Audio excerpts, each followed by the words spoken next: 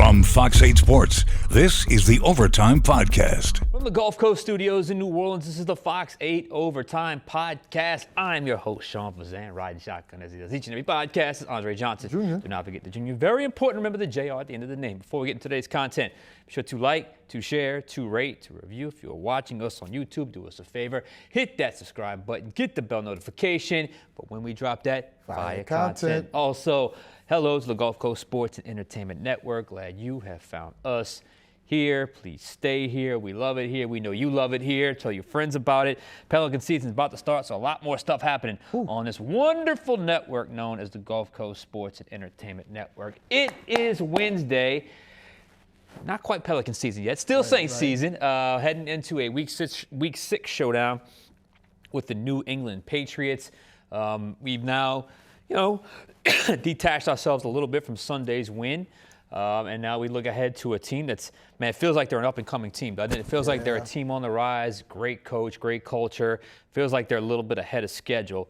So we're going to get into that somewhat, but mostly it's going to be emphasis on the Saints today. And we'll get to the big picture topic in just a second. But first things first, how you feeling? I'm feeling good because it's Wednesday, and for us, that's a day a lot of everything everything happens. You got Kellen Moore talking about an hour from where we record this podcast. We'll hear from Spencer Rattler today. And speaking of the two of them, isn't it nice to come in on a podcast and not have to talk about Spencer Rattler looking for his first win, Kellen Moore looking for his first win? That's all out the window, but we do still have to analyze what we've seen from the offense led by Spencer Rattler and Kellen Moore doing the play calling. And as we look at this offense, it's been a bit up and down. We've seen the highs. We've seen them play well. Last game with the deep bomb, we saw a good offensive game against San Francisco, but we've also seen them struggle against Arizona. We saw them struggle against Seattle in week 3. So as we look at this offense through 5 weeks, Sean, would you consider this offense a disappointment so far? That's a strong word. So I'll just explain it like this, as I normally do. I wanted to go here today, first off, because I feel like we've compiled a good enough sample size now through 5 games to get a decent, fair look at the overall offensive operation. They're obviously not a finished product. It is only 5 weeks, but it has been 5 weeks, if that makes any sense. So we are almost a full third of the way through the season. How about that? Week 6, 18 weeks of the season, almost a third of the way through the season. It rolls, man, doesn't it? It just rolls. So the question, has the offense been a disappointment? I'll just say this, and maybe this is unfair, and I hate to do this after a win, but I was expecting a little bit more. I was expecting a little bit more productivity through 5 weeks. First off, unlike last year, at least with their starters, correct me if I'm wrong, Andre, they've been healthy. They've been healthy. The top 3 receivers, the top tight end, had at least 4 of the 5 starters up front along the offensive line for every game except 1. 2 healthy running backs. Quarterback's been healthy. So for all intents and purposes, from a health standpoint and a personnel standpoint, this, you could say, has been the best version of the offense available for almost the entire season, even more so now that Taysom Hill is back. And yet, I'm still wanting him a little bit more. Am I crazy? Am I crazy? I don't know. Just one game over 20 offensive points. That bothers me a little bit. Multiple opportunities last week with 4 extra possessions, only 19 points. And I'll admit, maybe I'm being a little too impatient. Maybe I missed the glory days of just walking on the field and just saying, how many points are we going to score today, and it being 30, 40, 50 points. I understand we're not in that era, but it just feels like to me, sorry, dealing with this cough, bear with me. As you process the whole picture through 5 weeks, again, it could change, but it just feels like to me, the phrase I would use would be baby steps. Almost to the point of too many baby steps at all levels, from the coaching to the quarterback to the rest of the offense. Let's start with Kellen Moore. Andre, do you know their identity yet? I don't know if anybody. It's not what we thought it would be. I'll say that. I'm still struggling with the Saints' Kellen Moore offensive identity. I think deep down, based off personnel and some of the stuff he tells us and some of the stuff they do in the game, I think deep down he wants to be a fast team. He wants to be a tire the defense out with speed team. But I just don't know that that's translated or if that's going to be the way you can be successful in the NFL, at least with the current personnel. Receivers are built for speed, and yet outside of last week, you haven't really seen the big plays downfield using that speed. I mean, even let's forget just big plays downfield. There is a way to be explosive by playing small ball. There is a way. They did it all the time with Drew. I mean, the screen game was one of the best games ever. Yep. One of the best screen games in NFL history when he was here. There's a way you can throw a 7-yard slant in the second window, and if you catch him in the right coverage, you got fast guys with the ball in their hand. Boom, they take off and go for 50 yards. It just hasn't necessarily come together. Passing offense is 25th in the NFL. Is that where I expect him to be? I didn't expect him to be a top half offense, but 25th, again, I'll just say I was expecting a little bit more. Quarterback. Look, we've talked about Spencer Rattler so much, and again, I hate doing this coming off his first win, but I will go back to the baby steps theme. He has shown improvement. We have talked about this. And that improvement was enough to get his first win. And he has done, in my opinion, just enough each week to hold on to the job of starting quarterback for the Saints. But it also feels like, Andre, we're grading him on a massive curve. Not you and I, but just kind of big picture. We're grading him on a massive curve. And I don't think we've realized just how much we have lowered the bar on the expectations from that position. I understand it's not an NFL Hall of Famer, but, I mean, some of the things you hear the chatter around Rattler that we talk up as positive, it just feels like it's pretty basic stuff. Now that he's gotten his first win, I hope we're finally done with that. I need to see him take over a game at some point. I'm just over the playing well enough to not lose the game bit. I mean, I just think that at some point, after 11 games, it's fair to raise the bar there a little bit. The run game, a respectable 15th in the NFL, but in my opinion, way too inconsistent. I felt like this needs to be where the identity lies right now because I felt like it was the most ready-made aspect of the offense to start the season, especially the first 5 weeks. But it hasn't been nearly as consistent enough to lean on that. Kamara has flashes, but you know what? The more you watch Kamara, we talked about this, the more I just wonder if he's at a place in his career where he is still capable of greatness, he's just not capable of it every week and every play on every down like he has been in years past. I do like the growth of Kendre Miller, so that's a positive. But also this, last year they were a wide zone, stretch boot offense. That was the run game identity. I still am not sure what kind of scheme does Kellen Moore prefer? Is he a duo guy? Is he a gap scheme? Is he a counter guy? Is he an inside zone, an outside zone? It just feels like they're a little, you can't quite figure them out there. No runs over 20 yards this season. No runs over 20 yards this season. To me, that's disappointing considering all the assets that you have up front that are built for run blocking. Speaking of up front, the O-line. We were hoping this was going to be the strength of the team, the strength of the offense. To me, they've been good, not great. They've been bad at times, just a little bit of too much up and down. So I'll leave with this. This is long-winded here. There's still a long way to go. And mid-October, or are we mid or early October? We're still technically early October. It's still a long, and there's still a lot more of developing to go, and there's still a lot more of figuring out to go, and there's a lot more that you still have to add on and evolve into. Still plenty of time to improve. And maybe getting that first win was the spark they need to get this unit to where I know they want to be. Overall, though, my final thought is I just think it's time for the training wheels to come off. Let's get rid of the baby steps, and let's expect more out of the Saints offense. What say you? I mean, I'm with you, but, you know, the question being, have you been disappointed by the Saints offense? Has the Saints offense been a disappointment? My answer might surprise longtime listeners to this podcast. Honestly, no. The Saints offense has not been a disappointment to me because disappointment is based on expectations. What did you expect from this Saints team and specifically this Saints offense coming into the season? Before the season, longtime listeners, like I said, they may remember these episodes.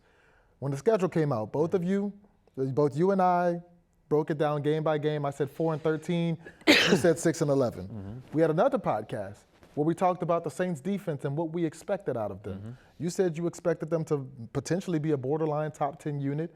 I expected them to be a top 15, top 10 unit. So both of us expecting them to have an above average to good defense, yet we still only gave them 4 to 6 wins. What does that tell you? Exactly. We had the offense, the bar for the offense was very low. Neither of us expected very much for the offense. So when we haven't gotten very much from the offense, I can't say I'm disappointed because this is what I expected. But I will say this. Spencer Rattler, like you said, baby steps. He has improved in, some ways. Overall, I think he's been, if not exactly what you expected him to be coming into the season, maybe a little better. I did expect the run game to be better. We expected before the season this to be a team that really focused on running the football and built an identity around that. And especially lately, the carries are there. They ran the ball 30 times. They did, yeah. It was only for 89 yards last week against the Giants. Yeah. So I would like to see more success in the running game, but that's also glass half empty, glass half full, because Kendre Miller has really started to emerge in that running back room. And we've been begging since we were at the other station with the brick behind us and the other studio, somebody help Alvin Kamara spell the touches off AK so he's not taking 27 touches a game. AK got 8 carries last game. Kendre got 10. Yeah. AK had a few more catches than Kendre, but you're starting to see another legitimate running back start to make this rushing attack, feel different. And then you look at the offensive line, like you said, they have been up, they have been down, but there are positives there. Kelvin Banks Jr., he was thrown into an incredibly difficult position as a rookie, having to start day one, protecting the quarterback's blind side, and I think Kelvin Banks has done a really good job. So there are positives in that offense, but do not confuse me saying this offense has not been a disappointment to me saying this offense is okay, this offense has been good, because it hasn't. When you look at the numbers, the Saints are 24th in points per game. That's below average. 30th in touchdowns, not touchdowns per game, total touchdowns, which means there were teams that had a bye week, have played one less game, and have still scored more touchdowns than the Saints. That's not the good. Saints are 30th out of 32. 31, the Atlanta Falcons, who, by the way, had a bye week last week. And 32nd, the Tennessee Titans, they didn't have a bye week. They just have a rookie quarterback that is struggling. 27th in 24th in yards per game, 27 in points per game, 18.4 points a game. Once again, below average. 14th in rushing yards per game, it's about average. 25th in passing yards per game, once again, below average. Spencer Rattler, looking at the numbers to support what we've seen when it comes to throwing the ball short, under 10 yards of air yardage, the yardage that the ball is in the air, he has thrown 127 passes under 10 yards. How many attempts does he have on a season? Not many more than that. Then you go to what's considered deep passes, passes of over 20 yards. Air yardage, he's got 14 of those. He's completed 3. 95 of 125 on the short passes, 3 of 14 on deep passes, 20 yards over. That's what I'd like to see improve from this offense. I would like to see this offense get to a place where they are pushing the ball down the field because, like I said on Monday, you can beat the Giants with the old dink and dunk system, hit one long shot on them, let the defense do the rest. I don't think you're going to beat the Patriots that way. The Patriots have an elite cornerback in Christian Gonzalez. The Patriots are on fire. They blew the Panthers out the water. They pulled off a big upset in primetime television over the Buffalo Bills. This offense, it's going to have to do more. Yards per game, below average. Points per game, below average. Touchdown scored, complete bottom of the league. Average running game, below average passing game. These are not opinions. These are facts. They're shown in the tape. They're shown on the field. They're shown in the numbers. This offense is not good enough. It has to be better. I simply can't call it a disappointment because I think the expectations for this offense were low to begin with. So it's a matter of where you were to start to basically. Maybe I did have a little higher expectation. Maybe I'm just a little getting a little antsy. I'm ready to see it. I'm ready to see that something kind of happen offensively. It just feels like it's been a lot of just small incremental steps here and there. maybe we'll see, something kind of grow out of that. It's interesting that you said that because you talked about was it 4 of 13 in yards or 3 of 14? 3 of 14. 3 of 14 passes over 20 air yards. And I've always criticized not necessarily plus 20. You mentioned the 0 to 10. It's the 11 to 20 for me. I'm not sure if that 39 pass attempts. 39 pass attempts with 11 to 20. Yeah. Do you have a I believe he completed 22 of them. Okay. See, to me, that's where the great ones live. That's where you're able, because that's where you have to see certain coverages happen, certain things happen. There's a lot more reading defenses in that area of the field. So that's something to really look at going forward. Also, you got a Patriots team in here. I'm through the first quarter of the Patriots-Bills. I wanted to specifically, because I heard Collinsworth say it in the game, how much man coverage the Patriots play. So I went back and looked. The first 9 pass attempts of that game was press cover 1 man. Whew. And that's with Josh Allen, a guy that can run. The Patriots are going to challenge these receivers. When I say press cover 1, it's in your face. You're not going to be able to work the underneath zone. They're going to say, if you're going to beat us, you got to A, get off the jam, and B, you got to make a great throw over the top. So I think the opportunities for plays downfield are going to happen this week, because you're going to get a team that's going to, they do what they do. They play press man, they play cover 1.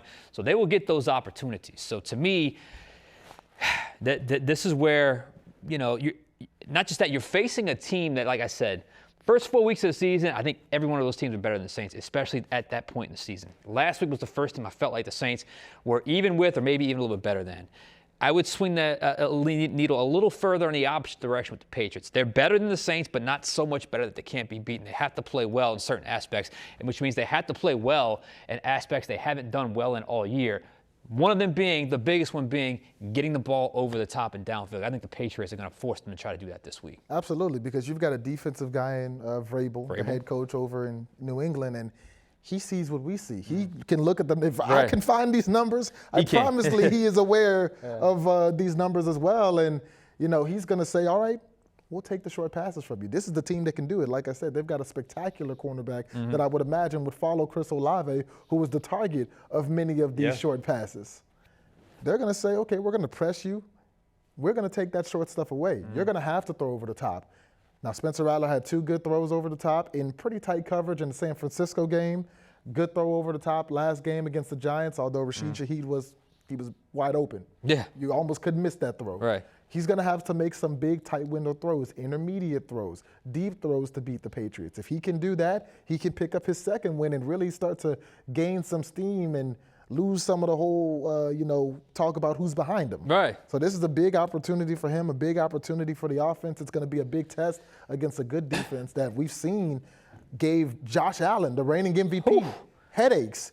Bryce Young and the Carolina Panthers, I know we don't always think a lot of the Panthers, but they were coming off a 30-0 shutout of the Atlanta Falcons. They ran up against the Patriots. This is the hottest Carolina has been. And the Patriots embarrassed them. 42-6. Bryce Young and them scored on the first drive of the game. Never sniffed the end zone again. Andy Dalton was playing by the end of that game. Yeah. This defense is tough. Yeah, but I think if you want to be a good offense, and Kellen Moore's an offensive guy, I think the point we're both trying to make here is, all right, you've kind of found yourself. You're finding your footing through the first 5 weeks of the season. It's gotten you to this certain point, 18.5 points a game, and I think some of that's exaggerated because they had a defensive touchdown last week. I think that's factored into the equation. It's probably more like 18 points a game or 17.5 points a game. You ask every Saints offensive player, they're going to say we need more than that. Yeah. And I don't think it's unreasonable to expect that. So whether or not you call it a disappointment or not is in the eyes of the beholder. But I just say this, I'm wanting more. I think the Saints want more. I think we should all want more out of the Saints offense. And maybe they'll get more this week with this guy coming back. Absolutely, because one way to get more is by inserting a new piece into the fold. And we saw that piece on the field Sunday against the Giants, that piece being the most unique player in the entire National Football League, Taysom Hill. Now, Taysom Hill only got, 6 carries? I think it was 9 snaps. Yeah, 9 snaps, 6 carries, -1 yards rushing. He didn't have any targets in the receiving game, but he did throw a pass. Ironically, when I was looking at the deep passes, the Saints had 15 deep passes. And I said, so Rattler's thrown the ball 15. No, one of those deep passes was actually from Taysom. Deep-ish, second level. Yeah, it was a pass to Jawan Johnson, I believe. So Taysom Hill being back in the fold, very limited action on Sunday. Do we expect to see that role expand? And if we do, how do we see it expand? Yeah, let's be honest about Taysom Hill with what we saw. First off, don't underestimate just how, frankly, miraculous might be too strong a word, but that was an incredible recovery. Yeah.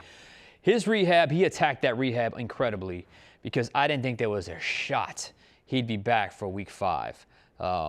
And not just back, but back and with a significant role. Because, I mean, it's not nothing to get that many snaps, or to get 9 snaps, 6 carries. When he was on the field, he was the guy they were using. So don't underestimate that. So to get him back on the field was a huge lift emotionally. I thought his best play was the completion to Juwan Johnson. I think he had 1 first down conversion when he took the ball on a QB power.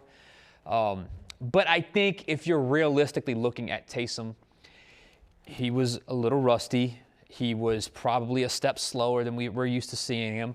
That was to be expected. It's just a matter of getting his football legs back. And look, remember, he is a 35-year-old player coming off another major injury. So where is that ceiling for him?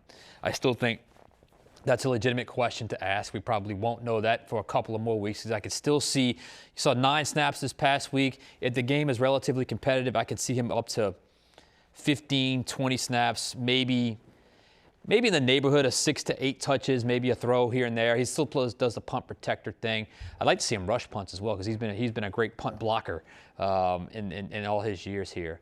So I think the role will expand. I don't think it's going to be some massive expansion like we saw in some games a couple years ago, like the Cleveland game last year where he took over, or the Seattle game a couple years before that where he took over, or the LA Rams game the year before that where he just took over. I don't think he's there yet. I do think he's a guy that will see the increase in the workload, but where does that workload stop within the Kellen Moore scheme? We know last year with Clint Kubiak, he was like the focal point of the offense when he was out. I mean, watching Kubiak trying to navigate without him was really interesting to watch. So I expect the workload to increase, not by much, but slightly more this week. But the real thing I'm focused on is he back yet from a physical standpoint in terms of his speed? Because if he's got the step back, if he's as fast as we know he can be, then I think he can be the real weapon for the Saints. Because honestly, right now, he can only do short yardage stuff from a yard or 2 out. And I think right now, if he's fast enough, maybe you can expand that role. But we got to figure that out once the game gets here Sunday. Yeah, it's a phrase you used earlier, and I think this phrase is accurate in regards to Taysom Hill's usage. Baby steps. Baby steps, yeah. It's got to be baby steps, because I don't think that Taysom Hill is 100%. And obviously, it'd be shocking if he was, considering what he came back from. At 100%, Taysom Hill is a guy that I want to see bare minimum 10 touches a game for. I don't think you'll get, I agree with you, I think he'll be kind of in that 8-ish range next game, maybe a few less than that because he's not at 100%. But the most intriguing mystery to me with this team is how they'll use Taysom Hill, because we saw him, in the past used as a tight end. Last year with Clint Kubiak, he called him a fullback, and he had Taysom back there blocking. When injuries started to pile up, Taysom Hill was in the backfield as the running back. Tailback, yeah. He was lining out wide with injuries to Rashid Shaheed and Chris Olave at times. He was the number 1 receiver on this team. So I'm very interested to see what Kellen Moore views Taysom as, because he's been kind of coy with that when you talk to him about it. And, Taysom, he's been in the quarterback room. He completed a pass on Sunday. Does he see him as more of a, quarterback, change of pace role like we've seen him used in the past? Will we expect to see him out wide? And if we do, this isn't a team that's running a lot of 4 and 5 receiver sets, so is he going to take the place of a Brandon Cooks maybe and, line out wide? Juwan Johnson, minus a few drops here and there, has had a pretty solid season. Would he take some snaps away from Juwan Johnson? You got 2 running backs that you like right now in AK and Kendra. I don't really see him in the backfield playing that running back, fullback role. So what I really want to see is what is Taysom going to do in this offense? Yeah, and I think I'm glad you brought that up, because I think what he did do, and Foster as well, by being back, it gave something they hadn't shown on tape yet. It gave them a few new personnel groupings. For the first time all year, you really go back and watch the first 4 games of the season, it's basically Most of the time they're in 11 personnel with the 3 receivers, Alvin Kamara and Spencer Rattler. Every now and then they'll mix in Kendre Miller with the 3 receivers. Every now and then they would mix in the 12 personnel with Jack Stoll as the tight end. Every now and then you would see, 2 backs in the backfield at the same time. But for the most part, it was 11 personnel with 3 receivers, 1 tight end, and 1 obviously running back. But now with Taysom, you see some 13 personnel, which is 3 tight ends and a quarterback. And, the big play came out of 13 personnel. You're seeing now when you look at the tight end room, it's not just Juwan Johnson and Jack Stoll. It's Juwan Johnson. It's got Foster Moreau, however you use Taysom. So it's giving you some multiplicity. It's giving you some diversity in your personnel groupings that I think can certainly help the offensive output as a whole that you don't necessarily see because you look at Taysom and say, what did he do when he had the ball? Well, there's a lot of things he does when he doesn't have the ball. Yeah. And I think just having him on the field can really dictate certain matchups when you're game planning and looking at certain things. So I think that's what he brought. And also this was brought up to me on a radio show yesterday that I was on. And it flew right over my head because now that Taysom is officially back as quarterback, well, there's your veteran quarterback. Yep. Well, there's your veteran quarterback we've been talking about. It completely flew over my head because he's been around, but you just it's a little bit out of sight, out of mind when you talk about training camp and preseason and that sort of stuff. But we always talk about in the meeting room, and Spencer talked about it when they got Taysom back last week, just how good he's been in the meeting room. And